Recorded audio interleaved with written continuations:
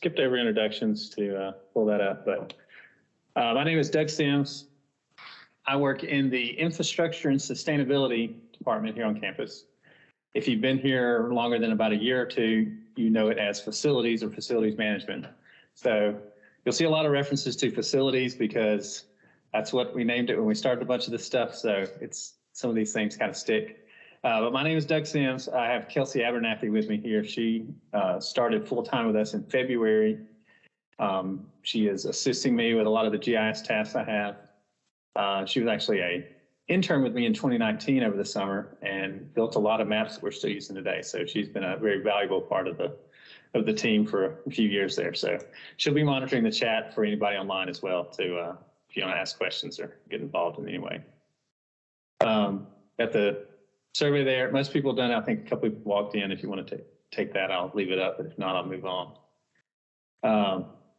Just wanted to start with kind of what is our strategy for GIS within our department, and just to kind of talk about some things that we're highlighting that we want to do. One of those is to provide authoritative data to all of A&F, so all of administration and finance.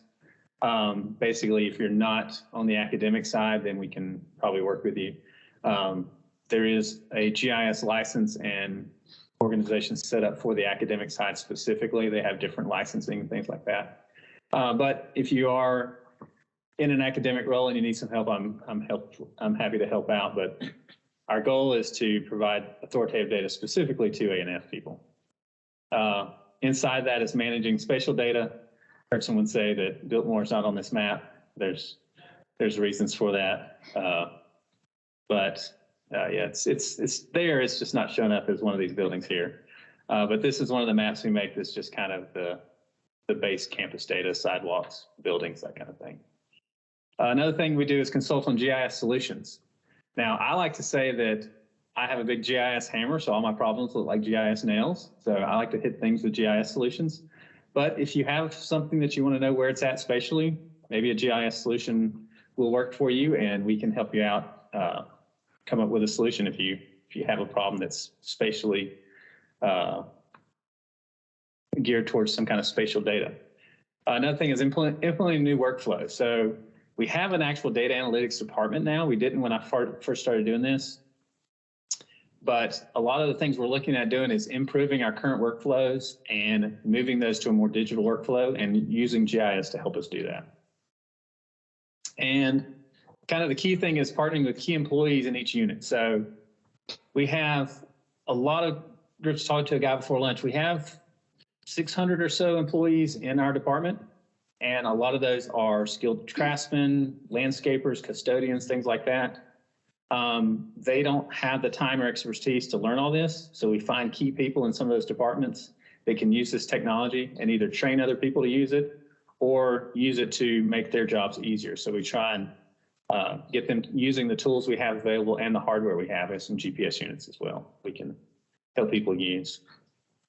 And then along with authoritative data comes data security and data sharing. So we've got ways to share things using your Georgia Tech credentials with single sign-on.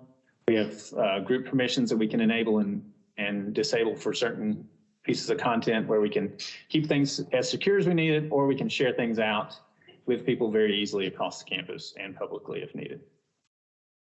Kind of the next part of that strategy is supporting operations with data. So our operations and maintenance teams do a lot of the things with our utilities on campus, managing the buildings, the HVAC that may or may not work in here, depending on how hot or cold you want it today. Those kind of things, we're trying to make sure we're providing the data they need, the spatial data they need specifically. And then within the IT group that I'm in our department, we do a lot of the other data provisions as well. That's not necessarily spatial, but it is tied in with a lot of the GIS data we have. We're pushing a mobile first data strategy with that. So we're trying to get things in people's phones and iPads to where they can pull up a map on their phone or pull up a web form like you just did here, scanning that and filling out data, just using your phone where you're at and capturing data that way is kind of the goal for that. Another thing is immediate data collection. So one of the big problems when I first started working in tech 15 years ago, was a lot of the data that we had was on a set of plans handwritten by a person in their truck. And if that guy retired, his plans didn't go and get handed to an archivist to be scanned and cataloged and recorded. It got thrown in the trash for the rest of his. Exactly. So now we're trying to do things where we're actually capturing data in the field directly. I think the map I have here is actually, yeah, so this is our gas data. So all of our fuel burning equipment we have on campus, we have the information for it, but we can also go out in the field, update the location for this, and capture things like photos of the equipment. I was hoping I picked one that had a photo. Yeah, there we go. So that we don't have to look in a file folder to cross-reference the boiler in SEB with 145 folder, subfolder, gas, subfolder, boiler, JPEGs, pictures, photos, whatever they called it in that folder. It's just attached to the object right there. So they can take that photo while they're in the field, and then when they get back to the office, the data is there attached to that object. So that's one of those other key points there. And then seamless data sharing between the departments. That fuel burning inventory is managed by our EH&S department, but our operations guys need to know where the boilers are. They need to know the capacity of the boilers, generators, other things like that. So a lot of this data is managed and stewarded by one of our departments, but it needs to be accessible to other groups. So we're trying to make sure that that data is shared between them. And then training and hardware support. So we've had iPads in the hands of all of our skilled craftsmen for 5 years, 6 years maybe. We started what they call the Technology Enhanced Maintenance System, TEMS, and we gave everybody iPads. And some people retired when we did that. They liked their paperwork orders. And some people went along with it. Some people were excited about it. But because we have iPads in just about the hands of everybody, we can push data out to people and push new apps out to them to use and see this data available. So that helps a lot, but it is a new app that they're using, or it's a different way they're accessing data maybe. So we are providing training for that. And we have some hardware specific to locating data on campus. All right, so let's see what our survey results are. So looks like we got a few results. I'm going to zoom out and see if anybody online submitted anything like way outside the city. Yeah, we got one down in Carrollton. And so I just wanted to, this is just kind of a fun little thing, right? This is not anything specific, but just kind of showing people that we can take this data that you're submitting and see it very quickly online. So you can even go in here and click. There we go. Comment, smiley face, wonderful. Building floor plans. Yeah, we talked about that, didn't we? So yeah, so then I have all this data you guys gathered, so I can go back and send you emails and get in touch with you later, maybe, unless you put some joke name in there. But Daniel Stewart, there we go. All right. And then we can also do things like filtering, like I can see what I did the first time. We can see the responses from people. And as we change those dates, it filters out the data and gives us some cool little dashboard effects there for that. So just kind of a way to show off some of the tools we have available for collecting data really quickly and then being able to display and analyze that data almost immediately. So quick background here. I titled this section A Brief History of Maps. If you're a Stephen Hawking fan, and that's that reference. But before 2008, I was a graduate of Southern Poly State University, which means I'm now a proud KSU alumni. Yeah, they call me and say they're from Southern Poly still. But I worked in civil engineering and land surveying, which is sort of related to GIS, but not directly. We kind of looked at GIS as kind of that inferior product that the tax assessor's office use. But it's come a long way in that time. But when I started tech, I wasn't doing that. I was a utilities analyst and utilities engineer until 2014. So that's a really fancy title to say I paid the utility bills. So I know how much we paid for electricity. I found all the water meters on campus that we'd lost over the years and made sure that everything got paid on time and that we were paying the right amount for things. The city of Atlanta is very good about sending us water bills. They're so good at it. They've never lost all their data in a ransomware attack. So in 2014, I moved over to our IT department, specifically to do GIS. That was kind of one of the goals for me moving and taking a new position.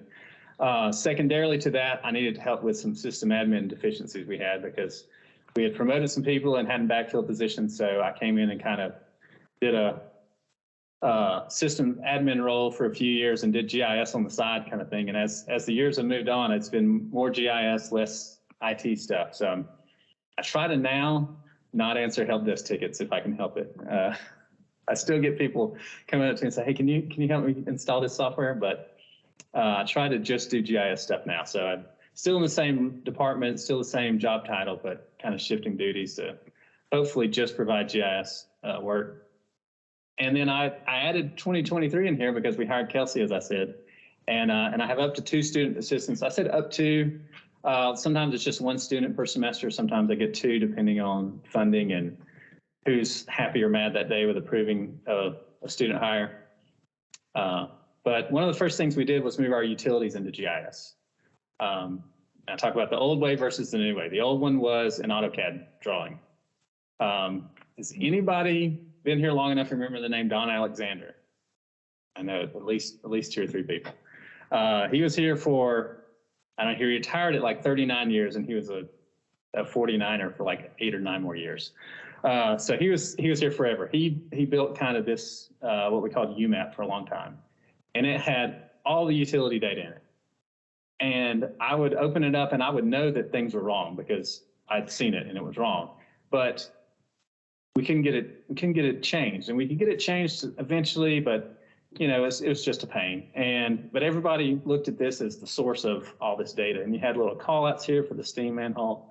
So what we did is we moved it over to a new system that is based on GIS. And so now you've got things color coded. This is a screenshot from the web browser view. So this is now, you don't have to have an AutoCAD license. You don't have to have AutoCAD experience. You just have to have permission to log in and see this, and you can see the utility data. So here's a quick little live demo of that. Let's see how this works. Live demos are great, aren't they? But now you can click a pipe and see that that's a 4-inch condensate pipe. You click some electrical device here. We got a switch, underground switch. We have a gas meter there. So you can click these objects now and see metadata associated with those, along with the location and different kind of features associated with that, which is, whoa, I didn't have to do that. All right, well, we're going to move on. There we go. Okay. But this is kind of what we're wanting to go to with a lot of our GIS data, to where you're having essentially live data that you can interact with and see that metadata, see the attachments, see the related information associated with that. Go ahead. Do you all include telecommunications wiring? I have telecommunication fiber duct banks in here, is all I have right now. If you would like to add more data, we can talk. But Not me, I just wondered. yeah, I've talked with Glenn Hickman about, and he shares he still manages everything in CAD, and we've talked about options for managing it in GIS.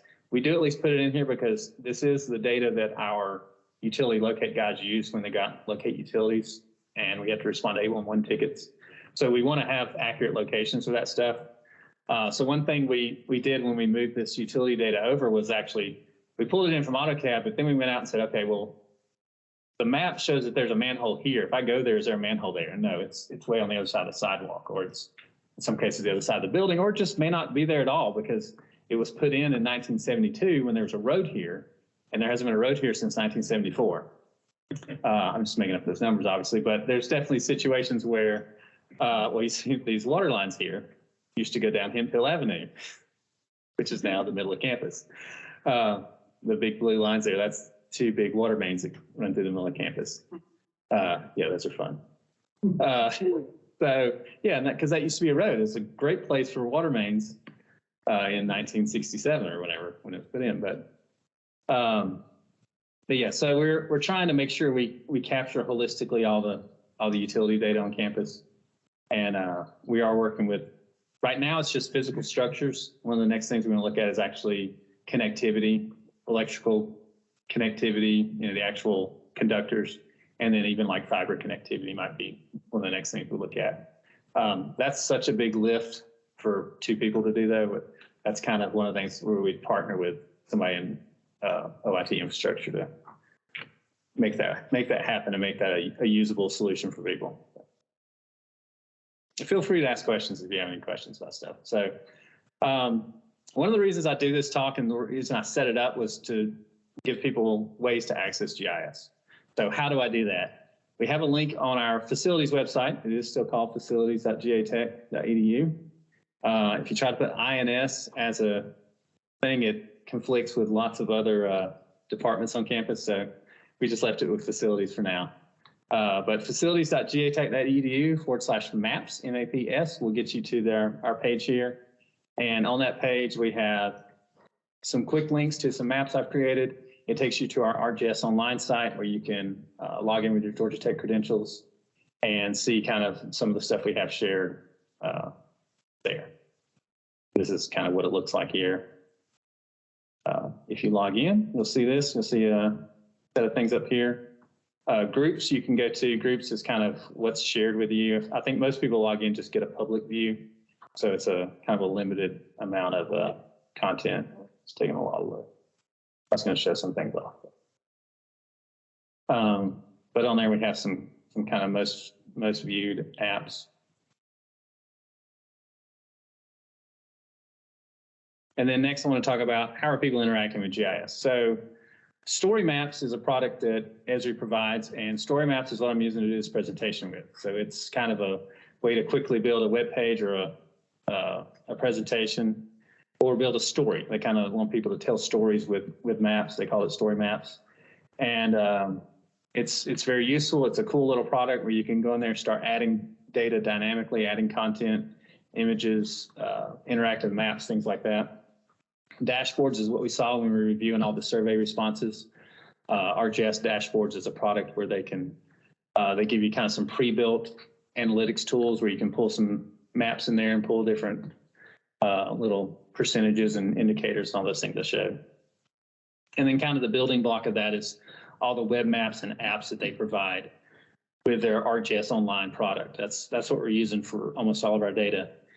And that lets you take any of the GIS data we consolidate and add to that system and display that on a web map. So you can just see that in a web browser. You don't need specialized software. You don't need to install. Talked to a lot of people this week that are familiar with ArcMap and ArcGIS Pro and kind of the heavyweight GIS software that you usually needed a college course to kind of figure out even how to use it and how to edit data in. Now you can just have a web map there that you can navigate around, click on some points, find some data, or even update data. I have apps shared with our landscaping department where their requests come in through GIS, one of those surveys like we just used, and they go in and click on the point. They have all the information that the person submitted, where it's at, a photo of it, and then they can keep track of what status that is, whether they've worked on it yet or whether they're waiting for somebody or need to send somebody out to do it. And they just do that from a web browser, so they don't need any special knowledge. And then the other piece of that, as I mentioned earlier, was mobile apps, mobile access, to where you have a lot of this data available just on your phone or on an iPad. And depending on whether you have a high accuracy GPS unit, you can go collect really accurate locations of things, or you can go walk up to something, edit that data live, and it's updated back to the database for everybody else to see. So it's really helping put the data in the hands of employees and people where they need to use it. Another thing I push with this is training options. So that sounds great, but how do I use any of this stuff? So Esri has their page, esri.com/training, that gives you options for different kind of training courses. You think of like either a video course or a self-paced course kind of thing. They also have courses where you can actually pay and do an instructor-led course. Georgia State gets discounts to those if you want to do those. That's not enabled by default when you log into the site, but I can check that as a yes if somebody did want to do that. So let me know. And the other thing they have is learn.arcgis.com. Learn.arcgis.com has basically some tutorials where it takes you through real examples that people have done and shows you how they build or how they did that analysis with GIS data. And these are really cool tutorials that show you kind of just some interesting options for specific use cases that people have already done. So this is not just a theoretical, hey, you can build a database. This is, here's a problem we had. Here's how somebody built a database. Here's how you walk through it with some sample data. And then within the campus, we provide in-person trainings. If you need me to show you how to use something, how to build one of these surveys that we used, that one I built in about a half an hour, and I've tweaked it a couple of times, adding departments and things like that. But you can build a survey really quickly and have people collecting data in less than an hour in some cases. I did one at a little retreat we had where we wanted to kind of brainstorm on some ideas. So I created a survey and just let people submit options for naming things. And it was like 4 questions, and we did it in like 20 minutes. And it was really cool. And so people got to see kind of the benefits of some very quickly using data collection as a tool for visualizing and collaborating on stuff. We have EOS Aero 100 units. If anybody cares about specs, those are GPS units. They're what they call sub-meter accuracy, so they get you within about 1.5 feet of where something actually is on the Earth. If you want to get up to less than that, like a 1/2 inch accuracy, you're looking at spending about 5 times as much per unit, and which those were around just under $3,000. So you're looking at $12,000, $15,000 for the really nice ones.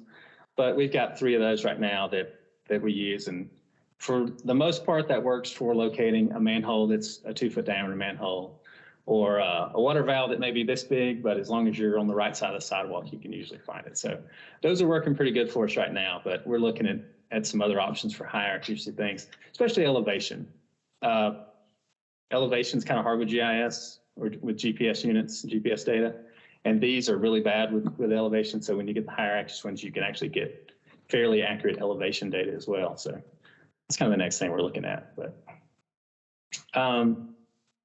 that's kind of it. I was flying through that, so I usually spend about 30 minutes on that, so that's pretty good. I came up with some questions in case I didn't have any, but so I was going to answer some. So who can log in? Anybody with a Georgia Tech account can log in. I'm actually getting close to our license limit, so I may need to delete some old accounts of people that haven't used it in a while. But we have a pretty liberal amount of licenses that we can apply to people. And if you log in, you just get basic viewing access and anything that's shared with the organization or shared publicly. We have a utility data. So this is kind of I've actually renamed this to a new service that I'm calling gis.facilities/UMAP. But our UMAP is a web browser link now. A lot of people want the utilities data, so I can provision that pretty easily for them now. I just did that for 2 of our new project managers yesterday. So piece of cake, add their username, add them to the group, send them the link, and they've got access. Can you say log in to what?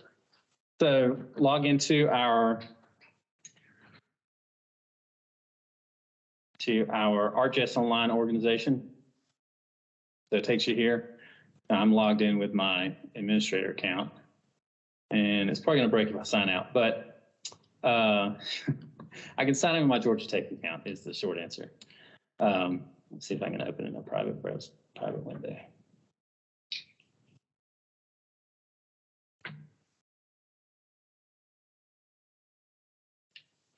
So you can hit sign in up here, and there's a big button that says Georgia Tech login, and you can log in with Georgia Tech credentials, and then it kind of gives you a kind of that basic view of the data that's shared with the organization there.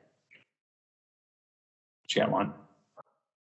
Trees on this, if at all, and also with that, I've heard that when you do utilities projects, it would impact trees. So wondering if that's something that is can be layered on into one map to see the impact of any decisions of a for a renovation or addition project in terms of facilities on trees and where you can start to decide where to plant additional trees. Yes, that's a great question. So that was not one I anticipated. I should have wrote that one down because the trees, everybody always asks about trees. So the tree database in GIS actually existed before my position. We had the what's called CSPAB now over in the College of Design or City and Regional Planning, whatever they're in now. Actually did that. They're the ones that actually teach GIS courses and maintain the licensing and stuff like that. Started mapping all of our trees in GIS. And so we've kind of taken that into our stewardship now of managing that tree data. That is a question that's been asked very recently about different things, not only planning and projects and capital improvement stuff, but even things like our electricians wanting to know when they're like adding light poles or running electrical conduit. They want to know, are there going to be trees in the way? How close are we going to be to trees and that kind of thing? So that is something where we have that data available and we can start to overlay that on some of the maps we're looking at. The way it's been managed in the past, it was designed to be updated over a 5-year period.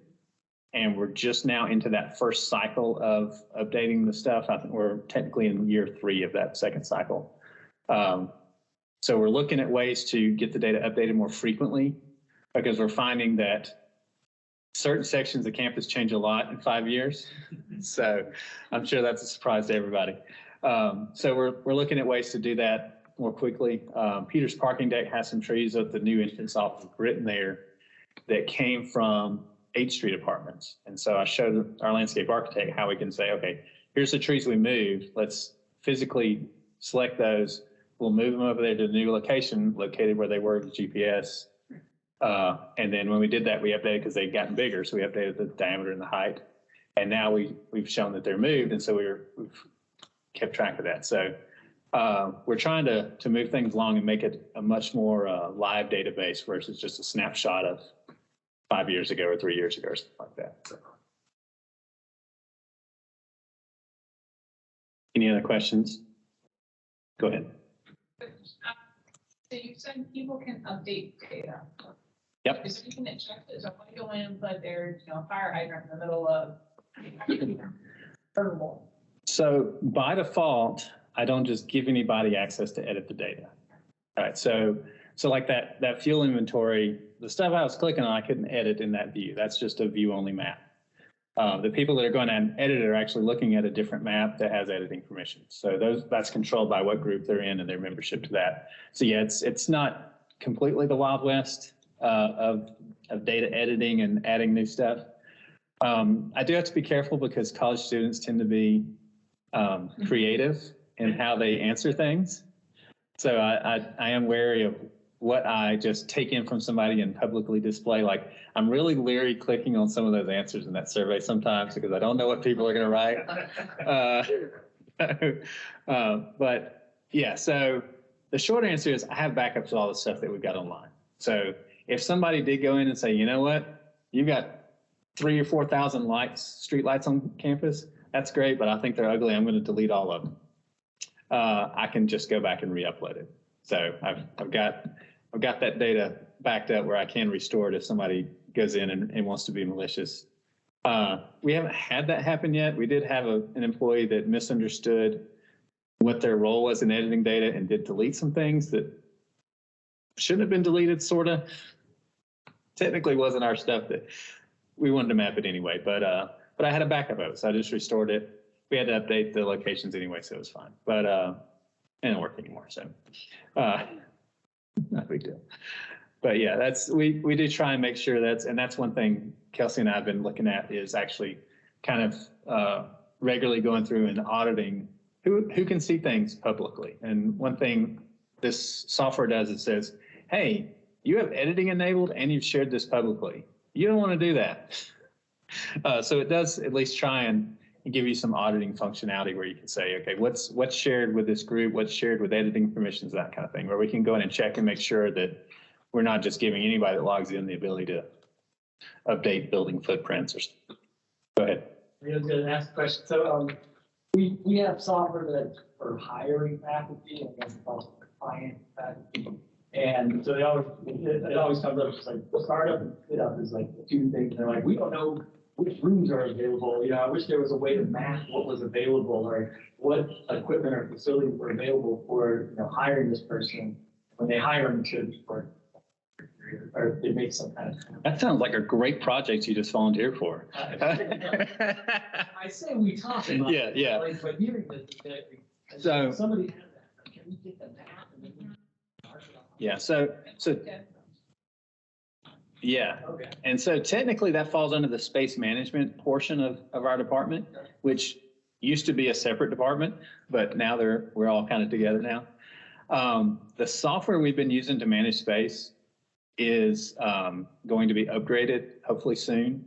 And if that functionality is not directly part of that, we're looking at migrating some of that functionality into GIS, where we've got floor plans that are visible to people and the ability to do things like assign rooms to departments and visualize not just on a building or floor level, but campus-wide, what departments are in what buildings and what spaces they have and things like that. So, and then what's in there, like labs and utilities and fire extinguishers and sprinklers and stuff like that, is another part of kind of the metadata of the rooms and buildings we're looking at mapping. So it's on the horizon. We don't have it yet, but it's definitely one of those things people have told us that they want and that we'd like to be able to provide. Yeah. I can think that or work with. Yeah. Go ahead. And to piggyback off of that, there are a lot of systems that rely on space data. Yep. Currently, especially in OneUSD and Workday, those are maintained manually. If we could automate that process, whether you dump the data into data warehouse and the systems pick it up, or if it's a direct integration, that would make everyone's life a little bit easier. Especially if certain enterprising components of Georgia Tech are also better at telling you, hey, we have this new field set. Yep. And I know at least one person in this room is aware other than me that some of the building numbers that were loaded into Workday were not the right ones. So, so yeah, I mean, it's definitely more than one other person. So I see lots of nodding heads in here. Yeah, so I completely agree with that. And that's something that is more space management than GIS, but I am very closely working with our space management person. So it's definitely one of those things where we want to make sure we're providing authoritative data. And that's one thing I've set up with a lot of the layers I have, especially anything that references building. I try to make sure there's a building number field in there that's the official building number that we can reference back, because then it's just a matter of joining based on that field. And that's definitely something I learned very early on. My first supervisor said, I don't have a good way of organizing a lot of this stuff on campus, but I know if I organize it by the building number, that it's probably going to be something I can find in the future. So I've kind of taken that to heart and make sure that that building number is one of the keys for a lot of the systems we have. So that's definitely something we try and keep in mind for at least potential future integrations if we're not able to do it yet. Like if we just statically load lists of buildings into systems. Then nobody asked about floor plans and indoor mapping. That's kind of a big one that I don't know if you've noticed, if you go inside, Google Maps or Apple Maps loses your location because GPS is really fickle. It doesn't like anything blocking it. It doesn't like your hand or the roof or anything like that. So GPS doesn't work inside at all. But we do have ways now of actually saying, okay, here's the floor plan, and here's a way of filtering the building you're looking at to just view that floor. So we're working on loading in floor plans into GIS. And so we've got a few use cases we're hoping to meet with that, at least internally for some of our IT people right now. And then once we got that working, we're going to try and start making that available to internal staff to hopefully be able to do some cool stuff with mapping out interior buildings. So it's a lot of work, though. It's a lot of work. Go ahead. We might find that very useful in my office. Classroom scheduling. Yeah. Classroom scheduling is another one too. So that one's kind of, one of those things that's outside of the A&F side, but if we've got the data there and it's available to reuse, it's definitely something we can look at, making sure that people have access to do that. I had a student actually request data from me, I guess it was last semester. He said, yeah, can I get a list of what classes everybody attends so that I can map out traffic between buildings? I said, no, we can't have that. I said, also, I don't think anybody even knows all that. They're like, oh yeah, I just want to know what the most used entrances are. I'm like, well, first, that data's not going to tell you that. And second, you're not going to get that. They had some cool ideas for what they wanted to do. It was very, very innovative. But yeah, I said, I don't think that exists. So it may be something where we can work on some cool solutions for, I know a lot of people talk about the traffic congestion in between class changes and things like that, where you physically can't get to another class because the hall or the walkway is too full. Yeah.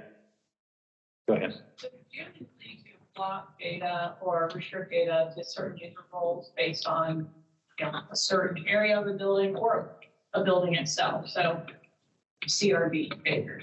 You don't necessarily want those data. Yeah, so I'm at O'Keefe. O'Keefe has ROTC in it, so I'm using it as kind of my guinea pig for some of these floor plan data. I just didn't pull in the ROTC spaces. That was kind of my solution right now. I don't know is the short answer. I'm gonna try that out.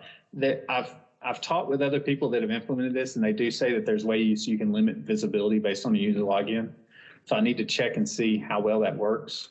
But it would probably be something where CRB just wouldn't be showing up most of the time. GTRI has the licensing for this indoor model that they call it GIS Indoors is kind of the data model they use. GTRI can't use it on the ArcGIS Online. They have to have their own server running it. So they have their own instance anyway. So it may be something where that's just not visible in our system. GTRI handles that. So we'll see. Go ahead, Juan.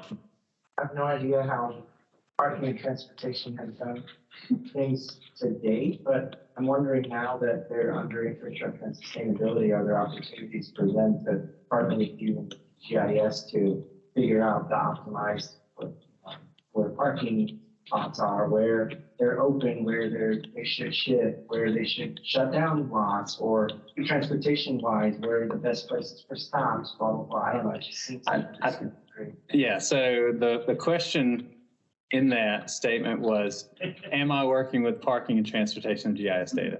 And that question I can say yes, or at least I'm trying to.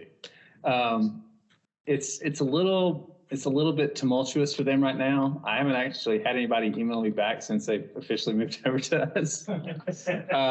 In their defense, some people were on vacation, so that's okay. And then I think somebody left, so they're kind of, and they were already short-staffed. But I think the short answer of kind of solving some of the things is why they moved parking underneath infrastructure and sustainability.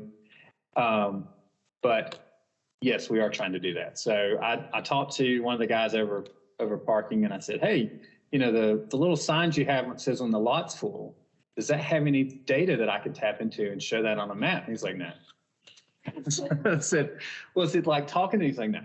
So I think It just takes your money.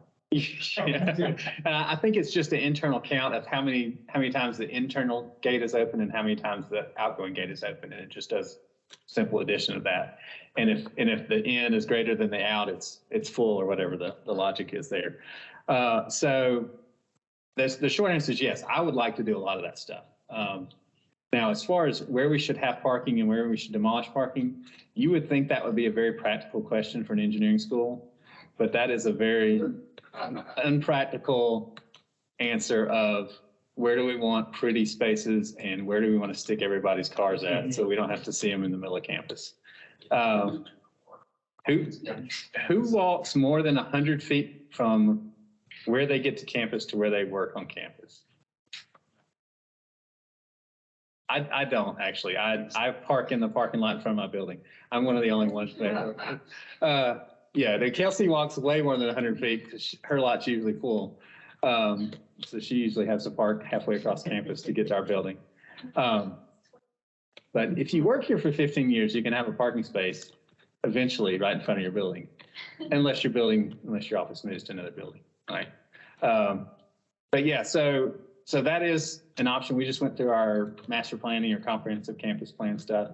There were a lot of suggestions in that of how to do parking, where to move parking. A lot of their suggestions conflicted with the way the organization was, whereas parking didn't have the ability to do what we wanted to do. So I think that may have influenced some of that. Maybe, I haven't heard that specifically, but hopefully we can do some things where it's not just a big parking lot, but you have a parking deck that has other things in it. You know, kind of like Kern Deck has the little market and whatever, I don't know what's in there now, it used to be a wing place. It's just been multiple things, but that kind of thing where we're using the space more effectively rather than just having a flat piece of asphalt that people can park on 8 hours a day, 5 days a week. So, and on Saturdays when they charge twice as much for the parking space. Any other questions we got? Have an official process that you go to. Tech Square Phase 3 being built. At what point do you actually put that on the map as this building, whatever exists, even though it's only got 5 of the whatever? So we haven't had a building that big go up. I mean, I guess EVP would probably count as that since I've been doing this. Once it's handed over to us, kind of, I tend to wait for the as-builts. But on some projects on campus, I'm still waiting for the as-builts. And Who's on the call that's in our project management department there, but. does that go for new buildings too?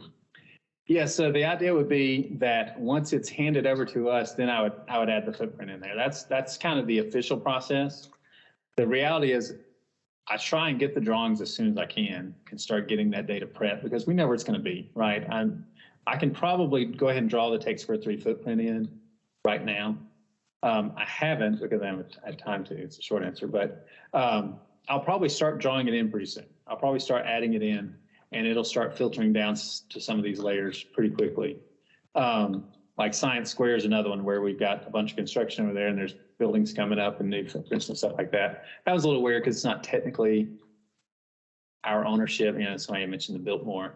Biltmore is a really gray area because we have space there, but it's not technically we own it or something. I don't know what it is, but some people want to see Biltmore on a map. Some people say do not show Biltmore on a map.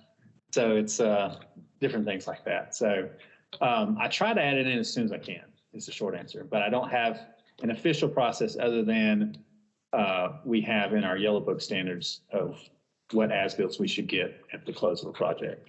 So that's the goal. So for all of these use cases, for things that are not really designed to move, like Tech Square should not be moving. But are there use cases for things that are moving daily, weekly? Yeah, we've looked at things like that. I mean, trying to think of things like tracking the Toros in the landscaping department, right? Or the John Deere things they have now that they're upgrading to. We're looking at ways to do vehicle monitoring on those and tracking that and seeing where they are on campus and helping dispatch people that are close to an issue that comes up, stuff like that. So we're looking at some of those options, but most of the things that we map are fairly fixed, right? A boiler's not going to walk away, hopefully. Hopefully. We map like AEDs. AEDs are usually screwed to the wall, so unless the building gets torn down or the floor gets renovated, those don't change. But we try and keep up with where things are happening, where updates are happening, where we can go in and update the data. The trees are probably the thing that changed the most, really, just because they're growing and we want to update, the heights and diameters of the trees. And that. So I think one of the maps you had was dumpsters, recycling. Yep. I'm assuming those are the ones like outside buildings, not inside buildings. So we've, the recycling department, I actually gave them a Survey 123 form that they use to go in and map the internal trash cans as well. Now, as I said, the GPS doesn't work inside, so they just kind of have to pick where they are in the building. So that one's kind of hit or miss how accurate it is. But did have a field say what floor is it on, describe the location of it, so they can say first floor break room of O'Keefe. So we at least know, visually or, verbally where that is, or beside the elevator on the ground floor and a photo of it and things like that. So we have some relative locations for that. Now, if that changes, in theory, it would be the person that's responsible for that data that needs to update it, right? I'm not going to go through and check and make sure all those are still right. Hopefully the recycling department, which the person did that, it's not here anymore. But hopefully the person that wants to know where that data is would be able to go back and check that and update that data as needed. And we're at time if you guys need to leave, but I'm happy to stay here and answer questions. Kelsey, were there anything online coming in? Okay, all right, Transcribing. okay, oh, okay, go ahead. Which specific application or use case has been the most beneficial in your time mapping area? Like what particular use have you seen the most impact on? So honestly, the most impact I've seen is what I call the area maintenance map, which is just a map of the campus and the buildings are color coded by what maintenance group they're in. And that maintenance group determines who's managing your building internally and stuff like that. That's just basically used as a reference map for people to determine, what the address is of the building, some general information about the building, but who do I call when I need to figure out why a wall was added? And I look up who the area maintenance, that was an earlier conversation before we got started. Call the area maintenance manager and say, hey, we need to figure out who did this or how we're gonna. Maybe the blueprint, one that was CAD and now. Yeah, the utility map, that one's used. Now, that one's a little more limited to people that are working on the utilities, right? So it's not generally needed by a bunch of people and it's not publicly shared. So that cuts down on the visibility of it a little bit. But that's probably number 2, really, on as far as usability. So, Thank you. Yep, thank you.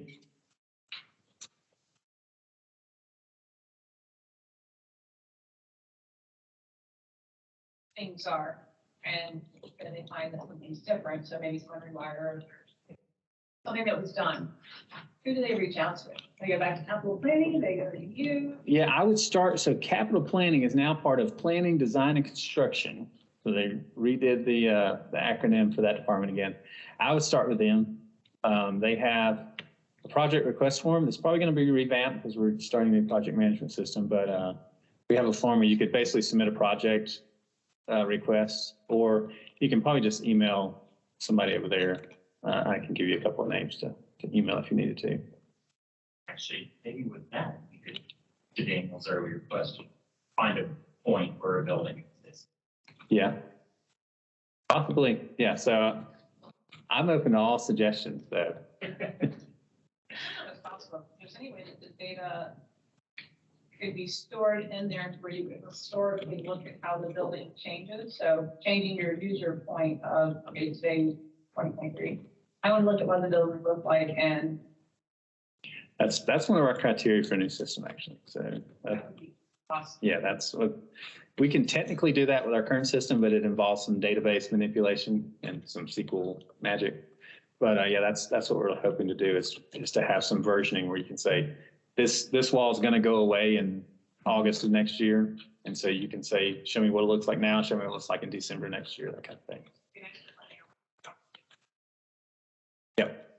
Yeah, lots of cool things that it's technically outside what I'm doing, but it may be part of my system. We'll see. All right, anything else? If not, you guys are welcome to go.